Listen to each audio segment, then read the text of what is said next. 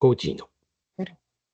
Alrighty. Hi, everybody. Welcome to another session. I know I missed the last one. I apologize. I had some family illness and stuff come through the house, but I'm excited to be back here for another session where Claude and I can talk to and roundtable with another industry expert. So today's conversation is going to be about extending Business Central, when to use base, when to use ISVs, when to use actual development. We'll talk about best practices, get into some really great conversations about that. For those who don't know me, I'm Gino Pack. I'm a solution architect at Innovia Consulting. I've been using Nav Business Central for about 15 years now on both the end user side and on the partner side. Also have 1 year experience with finance and operations. So I touched that a little bit, but my home has always been Nav and Business Central, and that's where I like it. But I'd like to introduce our guest for today, Brad. Brad, welcome. And we're so awesome. We're so glad, and it's so awesome that you're able to talk to us. Why don't you give us a little bit of background on yourself? Great. Thank you. Thank you for having me. And I'm looking forward to having the conversation with both you and Claude. Like you, I've been working with Business Central or NAV and Navision for quite some time. I've been using it for over 2 decades. And in that time, I've worked for both partners and customers. So I have the advantage of working with Business Central from both sides and understand what it takes to have a successful implementation and understand what the important factors are for each side. I primarily focus on development or technical architecture, but I also understand the application really well because I believe in order to, be a developer or, implement or architect solutions for Business Central, you really need to know the application. So I spend a lot of time working with the application as well. And also, I don't know if you know, Chris and I have a podcast called Dynamics Corner where we speak similar to what you are doing. We speak to many members of the community to hear their thoughts, inspirations, and insights. And I didn't introduce my name, but my name is Brad Prendergast. So I was all excited to talk with you. Thanks, Brad. Thank you, Brad, for being with us today. My name is Claude Rustom. I'm a senior application consultant at Innovia Consulting. I will put the link in the comment for Dynamics Corner also, because it's very interesting podcast and we are seeing the things in another corner. Then I will put this. Please follow these videos. They are very interesting also. Brad, we were talking about native implementation without any customization. In your years of experience, did you do any implementation with zero customization? I have had implementations with zero customization, but they were very, I call simple implementations. And also when you're talking about customizations, are you talking about personalization, customization, or having to include an ISV application install? When I say an implementation without customization, I'm talking with no external enhancements of any kind. I don't include reporting into that because oftentimes with the reports within Business Central, within a business needs, someone may need to adjust the reports or see information a certain way. So I know some will call reports customizations and modifications. I usually put those on the side as separate because that's more data retrieval and not really affects the operation of the application. Primarily what I found was heavy finance operations or some light sales and receivable, purchases and payables type organizations have been successful with not having modifications. With that, Business Central does allow for personalization, which often sometimes can get confused, and it's even more so now with personalization. It's not a modification or a customization, depending on which term you want to use, or an extension, because it does allow you to change the look and the feel of the application without having to have any development. So personalization is another one. I put that in another bucket because you're not changing the software. You just maybe changing the view of a page by hiding fields for certain roles and certain individuals within your organization. And if we talk a little bit about customization, let me go back 5 years or 6 years to NAV.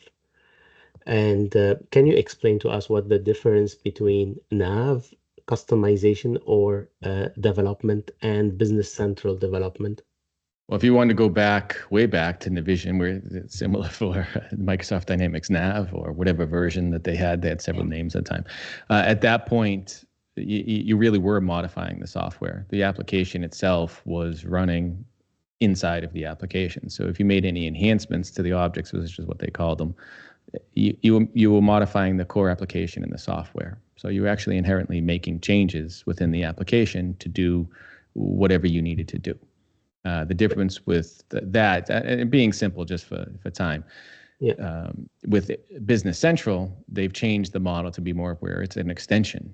So what you're doing is you're extending the application. You're no longer modifying the base application. The base application stays constant, and your modifications, whether it be an ISV, whether it be a per tenant extension, or that type of development, you're extending the application, adding your own fields, adding your own tables.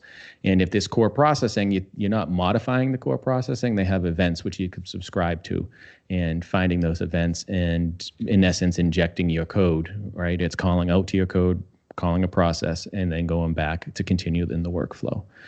So the technology changed significantly, and the benefits of that are several, because I can tell you over the years I've been working with this, many modifications in some turns didn't have the desired results and created some problems. And it's sometimes difficult to undo that or find those challenges. Within the extension model, you can uninstall an extension and you get back to the base. The other problem would be upgrading. One of the benefits of Business Central now is it's a wonderful product. It's a feature-rich product. They keep adding features. They have the waves released twice a year, and they have monthly updates. If you made modifications years ago, and many of us that have been working for a while know that somebody would implement a version of Dynamics Nav, they'd make a lot of modifications, and they'd get stuck with it for years because it was, they had a lot of technical debt with the modifications, which I hope we can talk to, which would take, a big challenge for them to move to the next version because they made modifications to the core object and it wasn't so easy to merge it. Now with the extension model, another big benefit of that is you can replace or upgrade that core application easily and stay up to date with Microsoft, because years and years ago of doing this, Gino, you've been working with it for a while, as you had mentioned, from the development point of view, a lot of functionality gets added over the years. And it used to drive me crazy to say, or because I'm familiar with the latest version of Business Central or Dynamics Nav where they add features and functionality, but because somebody could not upgrade because it was too cost prohibitive for them or time intensive or for whatever reason, you almost had to make the modification for them to do the functionality that they wanted. So this new model allows for users of the application to get the benefit of all of these new enhancements without having to, in essence, pay for it again.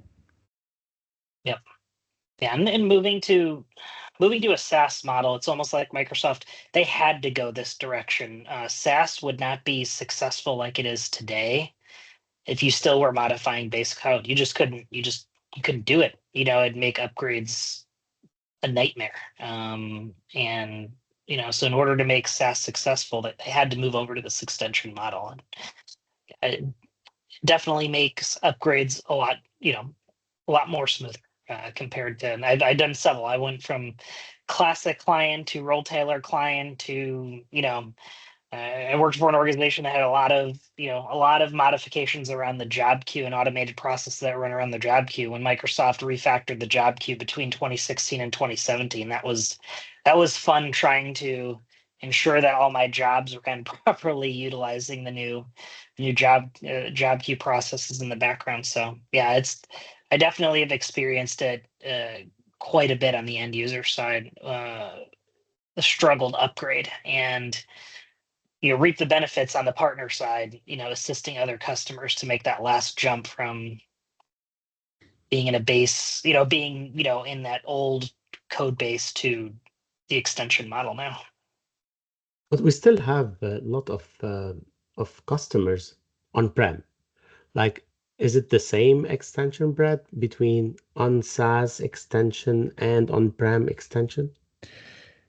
In essence, yes. The online version of Business Central and the on-premises version of Business Central are the same. The only difference is there are some minor differences. One of the differences is that we're running on someone's hardware. Some people still work with an on-premises version. They may have it hosted at someone's data center, or they may have it hosted within their own organization. It's still on premises.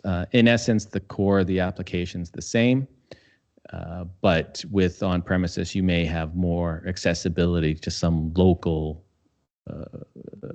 resources that you have in your environment. If I took a decision, like I have BC on-prem for the last 3 years, for example, and I took a decision I need to go to SaaS, is it easy to upgrade the extensions, or they need to rewrite the extensions? It depends. A lot of things in this world, it would all depend. It would depend how that extension was written. Okay. If someone had written that extension, we go back to what I had mentioned. When you're developing the application, you can specify a target. If you want to target it, for example, in on-prem, or if you want to target it in the cloud. And it goes with what I had mentioned with some of those restrictions. On-prem, you may have access to the local file system, for example. So you could write code that interacts with your local network or your local file system. In online version, you don't have access directly to the local file system. So that code would not be usable in an online version. So that's one of the big differences, the big changes to your question about how you put it together. And then it all depends on how that was written and how it was put together by whomever developed that extension. Do you have any question, Gino? No, not so far. I will go more into details, okay? Copilot. And we need to integrate or use Copilot in our development. I will go now into... What is Copilot? I've never heard of that. I think 2024 is the year of Copilot. Yeah. I think I could just say anything is like Copilot. Yes. And everybody will listen. Yeah. Copilot, usually when you need to use Copilot in any extension, should you create an extension for Copilot, or you will embed it in the customization extension? When you are doing a customization, for example, for your client, you built one extension and you put all the development inside. For Copilot, it will be also inside, because I'm not a developer. I need to understand, because I'm seeing a lot, I'm developing something related to Copilot into Business Central. What you are talking about? Can you explain more? Well, I think they're just taking advantage. In recent, Microsoft released a Copilot library, in essence, right, to allow you to develop and interact with Copilot. I just use that without getting into other behinds about this whole Copilot AI, what it is, where it is, how it can be used, and how effective it is. They're using those libraries to develop an extension for it, so that they can have access to the resources to process whatever information you're going to send to the Copilot and have come back. You can use some of your data, you can use some of your processing. As far as the organization of the extensions, to me, it's a matter of what is the scope of those modifications and those extensions. Should you have one big, large extension versus many smaller extensions? A lot of people talk about it. A lot of people debate it. Typically, I'd like to break them up based upon, a group of functionality. If someone wants to add a field here and there, maybe small ones, maybe you could have a small general modification, just as an example. But if you have a certain process or a certain function, if you're creating a Copilot to create sales orders or something, maybe that would be its own extension. That's separate from Copilot. That's just design of your extensions and how you're going to put them together. Okay, Gino.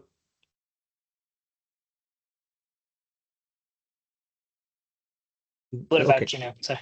Yeah. Do you have any comment about Copilot? Because I know that you are working on this point also inside Innovia. Then do you have any comment about the customization or using the Copilot into Business Central?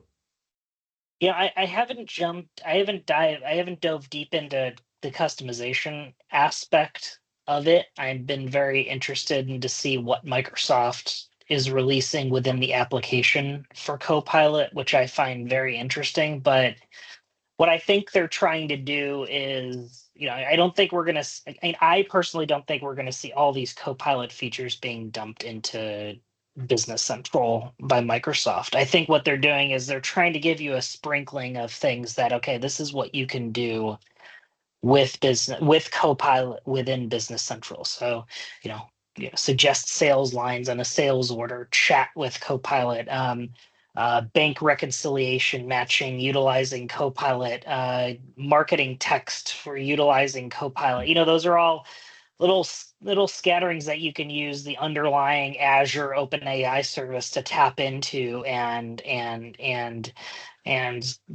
utilize language models to accomplish repetitive business tasks in Business Central. So then how do we take that now and what Microsoft's demonstrated you can do with Copilot and utilize those Copilot services, those Azure services, to then integrate it with our own customizations that we're writing, or certain ISVs or third-party applications, how they can go ahead and utilize those services to make their applications smarter. I'm very interested to see where that goes. It's still very much in its infancy phase, but I'm interested to see what developers and what third-party applications are going to utilize those services for. I think you bring an interesting point. I think it is in its infancy, and I think if you look at a lot with just industry and software, not necessarily just Business Central. I'm a Business Central advocate. It's been my life. I know it in and out, and I think it's a wonderful product. It's a feature-rich product, and a business can do so much with it. With the introduction of Copilot, I think Copilot itself is still in its infancy. And I think with Microsoft adding some basic features and functionality helps find a place to where it is. I mean, I think people are realizing, and people can see, Copilot's not the know-all, end-all. To me, and I emphasize this when I have lots of conversations about Copilot development or other things. Copilot's just a tool that's going to help someone do a job. Right? It's going to, in essence case, if you look at what Copilot's doing with language and reading information, it's not doing a lot of processing or analysis or in the current state. So I think having the tools out there, having the application out there, gives everyone the opportunity to see where it fits in an ERP application. Which features and functionality will thrive with Copilot, which will fall off. So I think from Microsoft's point of view, it's a wise decision to not invest so much in it right away. And when I say invest, I'm not saying they're not investing financially. I'm saying throw so much into the product because, they started off, you mentioned a couple of bank reconciliation. They started the extended marketing text, the Copilot chat, the field definition, all those helpful, informative little ancillary services to help make someone's job easier, because that's the ultimate role of an ERP application. It's to help someone manage their business and make their jobs easier to be more productive. So by creating these tools and putting some small, nuggets, they're not missing by investing a lot of time in one application and finding out it may not fit in a business place. Obviously, not one size will fit all. So even having a general model like you're alluding to, and then having an extendable library as well, so that for those specific business cases, we talked about customizations and modifications, they can enhance the Copilots themselves.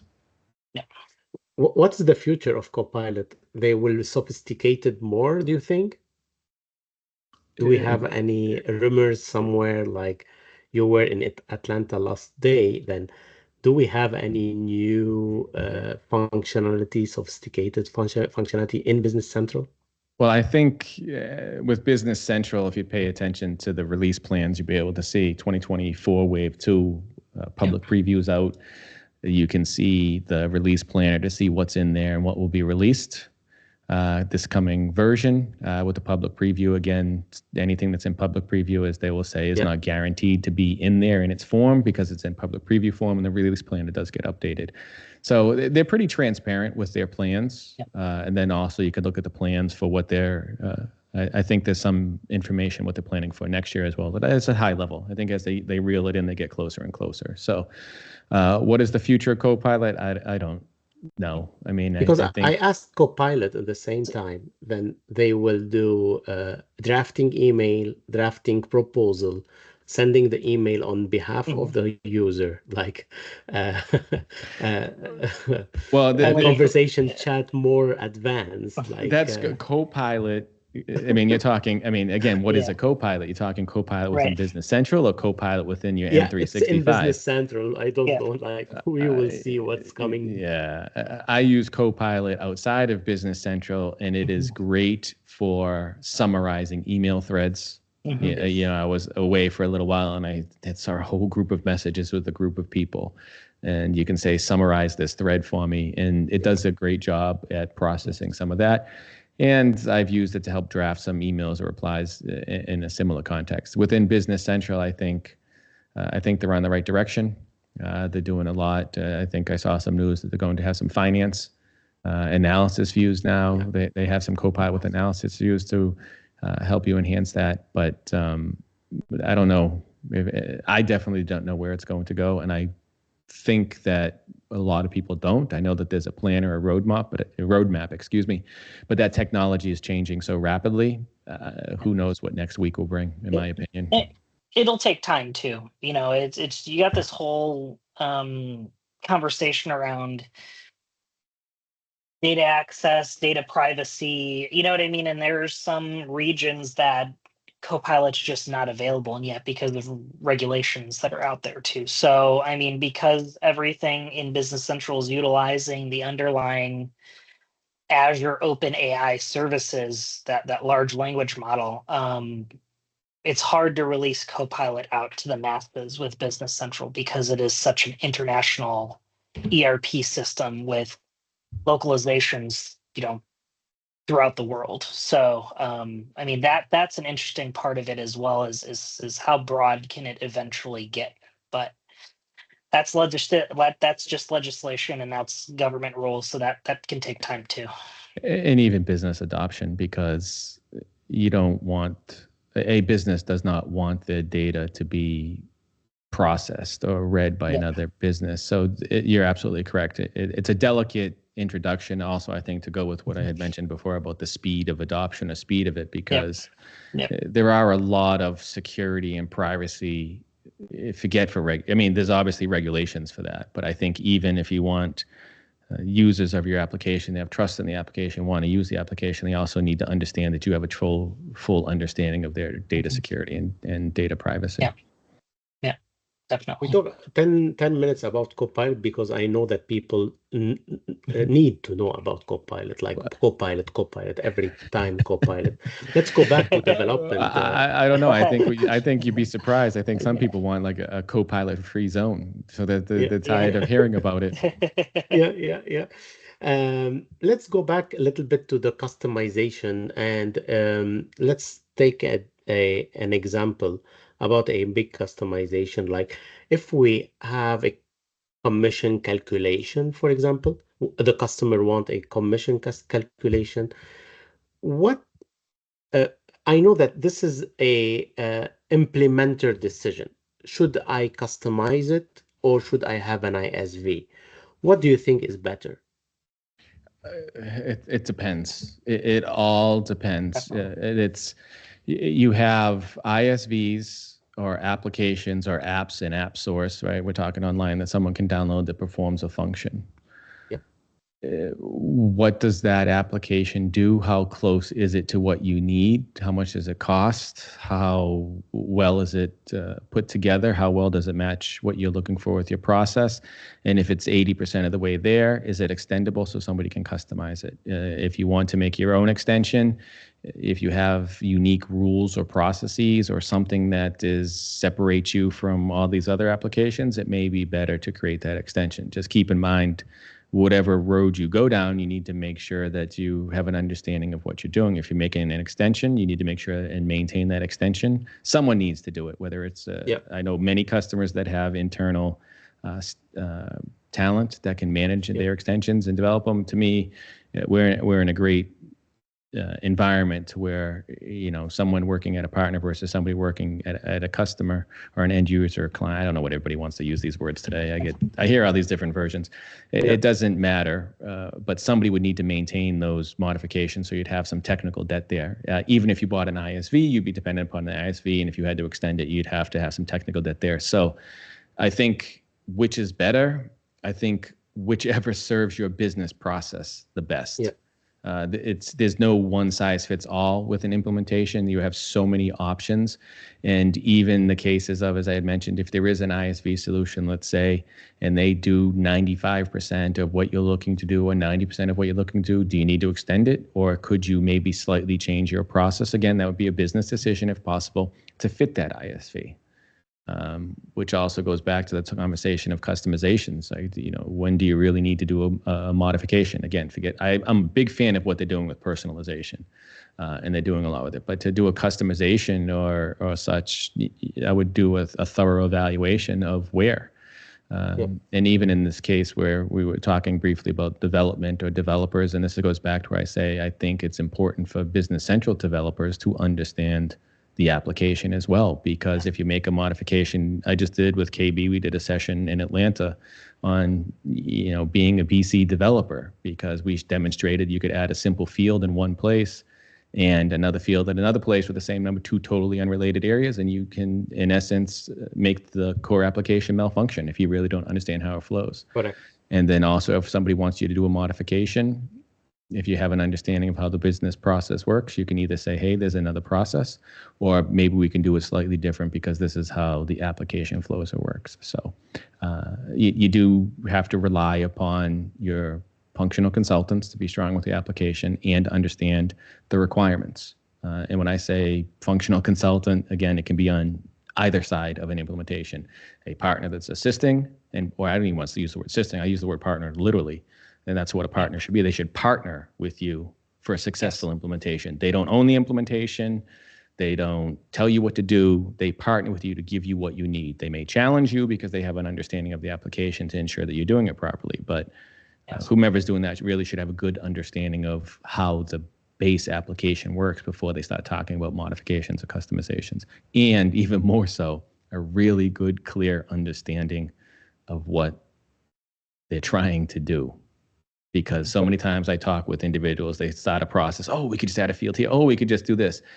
Walk through the process end to end. Then you can identify where you need that field that you add on the sales header to display. Does it have to go to the invoice? Does it have to go to the shipment? Does it have to go to the customer ledger? Does it have to go to the value entry, the item ledger? Like, walk through the process, get a good understanding of every place it touches before you start saying, oh, let's just add a field. You go through down a couple of weeks later. Oh, let's add the field over here. Oh, well, now we're adding another field. And I'm using fields as an example, but that's where you're going to find what is better for you is by going through and having a good, proper understanding of the application and what you're looking to do. Correct. Gino, currently you are working at Innovia by selecting ISVs for our customers, or also if it should be a development or ISV. And if you find an ISV that do 80%, as per Brett example, will do the same, do you take it's a potential risk to go and develop the same functionality to do to answer the requirements of the customer? Like, I find like it's a potential risk. Like, you have to always do like on every upgrade, probably you have an extension that will have an error. What do you think about that? I think I'm on the side of Brad when it comes to understanding what's best for your client, understanding the process, what is the end goal that they want to achieve, and presenting the options to them. Let's take the case of commissions, because that's actually a really, really good example, because I don't know a business that does commissions the same exact way. Everybody has different types of calculations. You might want to make a deal for this rep or this region, and this rep over here with this region may have a different, and then it's calculated different based on product. So I mean, commissions can be a very complex piece within an ERP system, and I know some customers who just keep commissions completely out of their ERP system altogether and have a fancy Excel workbook that calculates all of their commissions.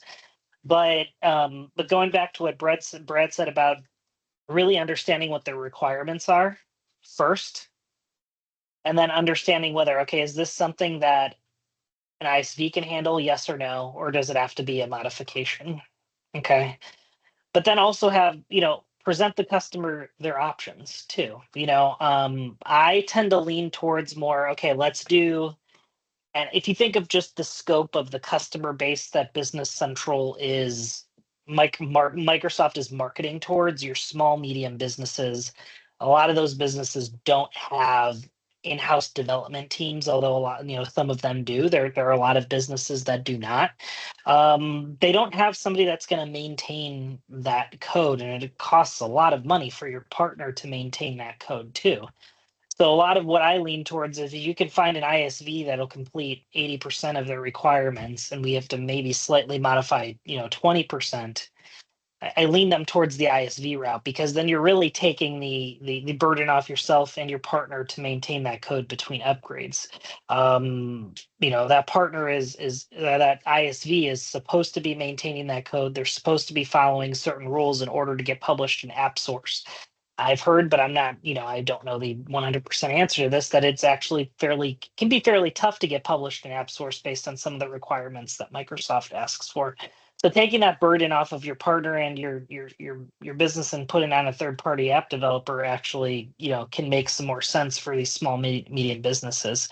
But you have to also make sure you're choosing an ISV that is well regarded, that's going to be around for the long run, because typically when you install something, you really don't want to be having to switch 3 years later because the partner has elected to not, or the ISV has elected to not upgrade their app anymore, or they're not adding additional functionality.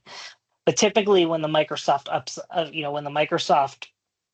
upgrade cycle happens, especially in a SaaS environment, ISVs are responsible of updating their code to ensure that it's compatible with the latest version of Business Central, so these environments can upgrade. Yep. So I hope that makes sense. I kind of went on a little bit of a tangent there, but I think there are options there. I tend to lean more towards utilizing ISVs over modifications, but there's been customers who've really pushed that they're going to write modifications instead of utilizing ISVs because they ultimately want to own all of the code. That's an option too. It's a matter of just putting it all down and understanding if there's any risk, or understanding the pros and in essence, creating the pros and cons of the choice that you're making.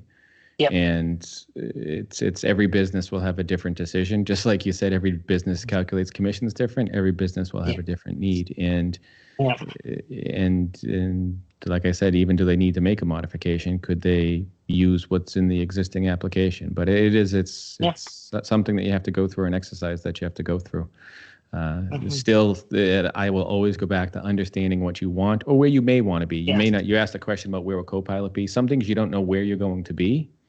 Correct. Right. But in a business, you may have an idea of, okay, well, we're not doing this today, but we'd like the flexibility to do something like this in the near future. For example, and there may be functionality in Business Central that they don't have a system or an application, if they're moving to it, that does it now, but they know they want to do email PDFs, or they want to do user tasks, which to me is wonderful. But at least they can have a path of where they want to go or know what they want to go. So even having some ideas about the flexibility of whatever you're putting together, it's also great why you have the extension model. But I definitely would, any ISV that you install, I would ensure you understand the feature, the functionality, the support, can it be extended, and the like. And also, sometimes you have to be careful and test what you install as well, because you can have two ISVs that are wonderful, right? Neither one of them are poor. Great support, great extendability. There are a lot of great apps in the App Store to help businesses, but they may not work well together. And it's not that either one of them is bad. It's just the functionality of what they were designed for. They may, go against each other in essence. If somebody wants to do some function, the other one does the anti of that function. It's another thing you have to be careful of. So when you're evaluating these ISVs, make sure you test them together in your process to make sure that they work too, if you need more than one. in 2018, Microsoft introduced Power Platform, like the Power BI, Power Apps, Power Automate, Power Virtual Agents. And I met multiple developer. They were, no, it's not a good solution. No, because they were like, okay, this will take my job. Like, yeah, Power Automate will minimize a lot the development role in any implementation. Do you think this Power Platform will take the job of our developers? Uh, It's a big question because you it's are a big advocate for question. Microsoft. And Well, Powell. I Yeah. mean, it's a big question, but it depends on what context. Power Platform, Yep. again, like Copilot, everything's a power. Okay, as time progresses, they add feature and functionality to it, and integration and interoperability with Business Central, and they have the Business Central connector. It's an ecosystem now. It's again, when I work with implementations and talk with implementations, it's using the best tool for the job. Business, just because you have Business Central doesn't mean you have to put everything in Business Central. So with Microsoft expanding the application to allow you to have Power BI, I use the word integration for the sake of this conversation, but for you to have Power out of the box, Power BI integration, for you to have Power Platform, these are all tools that you can use, similar to like you'd use an ISV or an extension to solve a job. Oftentimes, you ask the question and someone says, oh, don't use Power Platform or don't use that. I also have to look at what they know about it. There's a lot of information. There's a lot of technology here. And oftentimes I find I talk with someone, they tell me something's not good. It's because they don't fully understand it. Somebody tells me they fully understand something or they demonstrate they fully understand something. It goes with what we were saying before, Gino. Let's look at the options. Let's understand the options and see which one is better. Does Power Platform have functionality that could be served better than inside of Business Central? Absolutely. Will it take the jobs of the developers? I think in a whole, development will decrease because we have all of these tools available. Yeah. But does that mean those people won't be working? No. I mean, if we had this mentality back when you had the horse and buggy and the automobile, we'd be stuck because everyone say don't buy an automobile because the horse and buggy people will no longer be working. The talent will shift. So it's the evolution of the Business Central developer role. It's not just understanding the Cal or AL language anymore. It's also understanding the tool set that Microsoft's provided to you. It's not just your tool set is not just AL anymore. It's Power I'm getting old. Power Platform, and I'm getting old now, and I tell everybody I know a lot about a lot of this, and sometimes it's a matter of, hey, let's talk to this person, and this is where even the partner channel is changing. Partner channels now, where people are working more and more together because of all of this, because of the ability and because of the need to have information. Again, for a successful implementation, you have to architect a solution by putting the right tools together. It's not complicated for everybody. Again, it depends on the business. Some businesses could do just fine with Business Central with no modifications, like I said at the very beginning. Some implementations may need to put individual pieces together to have a successful implementation. It doesn't mean, that's one of the benefits of the application is it can satisfy many different businesses across a wide spectrum and has the accessibility of other tools to enhance the experience for a customer. I could go on that for a long time. I 100% agree. Yeah. I'm with you 100%, and I wish if the developer will work more to use the Power Platform in their job, like when we need to ask a developer, hey, can we do that? Then I prefer not to tell me, yeah, I will do it with development. Yeah, we will use Power Platform, because they can help a lot. Brad, do we need a developer to do Power Automate, for example, or any customer, any implementer? It all depends. As a lot of the stuff you're going to see, it depends on what you need. Do you need to be a developer to use Power Automate? No. For a lot of functions. If you had a more complex, could you use someone to do some development that allows someone from Power Platform to connect? Possibly, if there isn't an endpoint available, maybe they need to create an endpoint. So it's all a matter of your implementation, and going back to what you're saying, it's important for whomever's architecting the solution or the group that's architecting the solution understands what the requirements are and understands how to best put it together.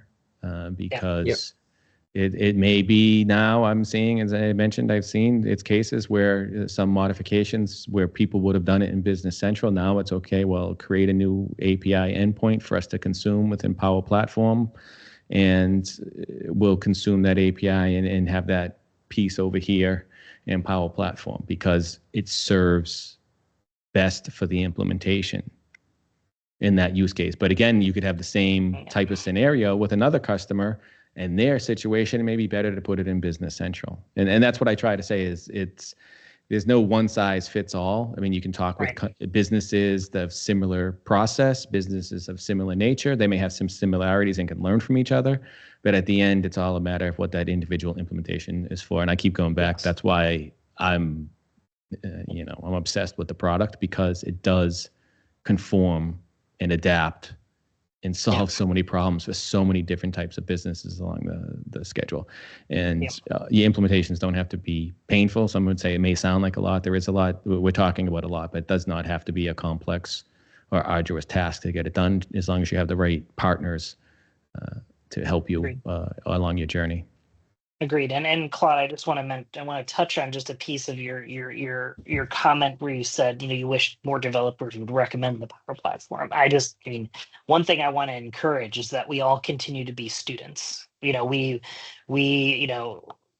even if you have an MVP title, if you have a solution architect title, or if you have a senior consultant title, we've come from an ecosystem where Business Central was released, Nav was released every few years or every other year, to now we get 2 releases per year with some with groundbreaking features, and also an integration with a technology set that is not just ERP anymore. So it's important to continue for all of us to continue to be students of what's coming out and what's being released. So even if you don't know it in depth, there are people in the community that do, but having the awareness of that technology is there. Can we possibly use it? And then ask questions. We're very fortunate to have a great community that's now willing to share and help. And like you said, I learn something new just about every day, and I live this. As you had mentioned before, it used to be the days where we'd have an update every 5 years or every 4 years or every year. You could spend a couple of months or a year learning the application inside out, really understanding it, and it stayed with you. And now, like you said, twice a year, it's new. So it's important to keep up with it. But it doesn't have to be a daunting task either. Right. You can keep up with the release notes. You can keep up with it. And just because it's new functionality doesn't mean someone has to use it, from the implementation side. From a partner side, it may be a little more stressful because they want to ensure that they can offer the best services to their customer. But I think anyone who uses it, and if anyone tells you or anyone tells me they know everything about the application, I'll walk away, because like I said, I learn something new every day, just about. Some days I may not be in it as much, but figuratively speaking, I learn something new all the time, which is why I like it too, because it keeps adding. Definitely. For who will listen to our 42 minutes, we discussed with Brad Copilot, implementation, development, ISV, logic, a lot of things. Like, I thank you so much, Brad, for sharing your knowledge and your insight about the ERP implementation and development and Copilot and Power Apps and Power Automate and. Then we put, I think, a discussion of hours and hours in 40 minutes. Oh, yes. And hopefully people will learn from our discussion, because I learned and I added on my information. And yes, Gino, you're right. We are students, and we will be student until the end. Like, we will learn every day. Thank you, Brad, again for your time, and Gino for your time also, and for your valuable information. Thank you for having me. I appreciate it, and thank you for the time that you spent with me talking as well.